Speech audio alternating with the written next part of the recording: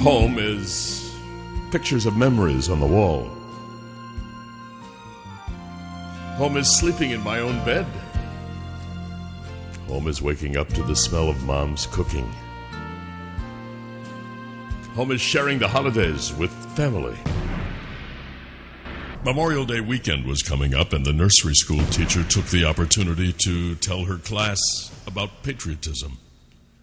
We live in a great country, she said. One of the things we should be happy about is that in this country we are all free. One little boy came walking up to her from the back of the room. He stood there with his hands on his hips and said, "I'm not free. I'm 4. It was Friday, October 12th, 2 in the morning. Except for one, we were all asleep. And then a shot. The shot was a signal. We were all awake now, straining to see. The sky was clear like daylight, brilliant, with moon and stars. And suddenly there it was, like a picture before our very eyes. There were 90 of us. We waited the entire night, staring, not moving, petrified, afraid that after 10 weeks of searching, the land was an illusion, that it would vanish. In 14 days, we must leave. We are not far from China. This is Christopher Columbus reporting. If we're not all killed, we'll try to get back to Tinian. It is now 9:14 a.m.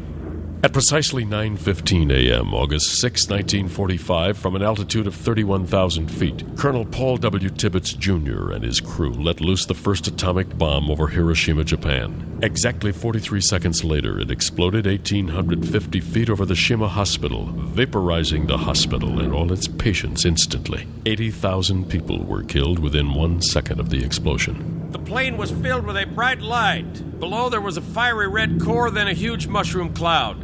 My God, what have we done?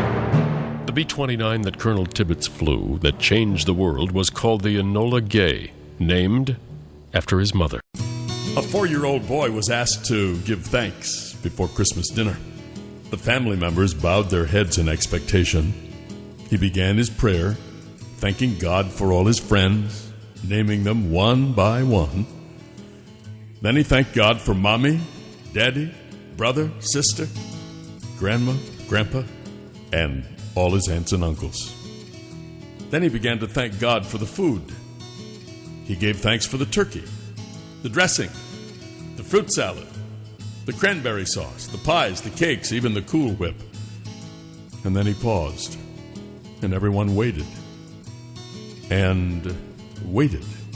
Then, after a long silence, he looked up at his mother and asked, "If I thank God for the broccoli, won't he know I'm lying?" Hey, you hear that music? You know what that is, don't you? Another decade has gone by. It's 1960 in America. Hey, nobody here will mind. Let's look around, see what's happening. Well, here we are, 1960. It's a big year for these people. The biggest TV audience in history. Just watch the presidential debates. The best actress this year is Elizabeth Taylor for Butterfield 8.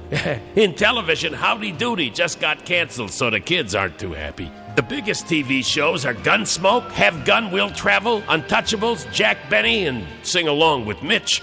Richard Nixon got beat by 112,000 votes, so the new president is John Kennedy. There's a new show on Broadway called Camelot.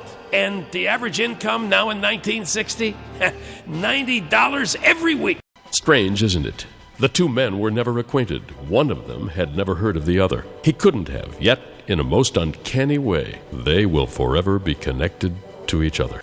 Lincoln and Kennedy. Think about it. Both men were married in their 30s to women in their early 30s. Lincoln was elected to Congress in 1846, Kennedy in 1946. Lincoln failed as a candidate for vice president in 1856, Kennedy in 1956. Lincoln was elected president in 1860, Kennedy in 1960. Lincoln's opponent was born in 1813, Kennedy's in 1913. Lincoln was younger than his vice president, so was Kennedy. Both of their vice presidents were Southerners, one born in 1808, the other in 1908. They were both named Johnson. Abraham Lincoln was shot in the back of the head in a theater on a Friday by a gunman who escaped to a warehouse and was shot before he could be tried. John Kennedy was shot in the back of the head on a Friday from a warehouse by a gunman who escaped to a theater and was shot before he could be tried. Of course, it's all happenstance, all coincidence. Or is it?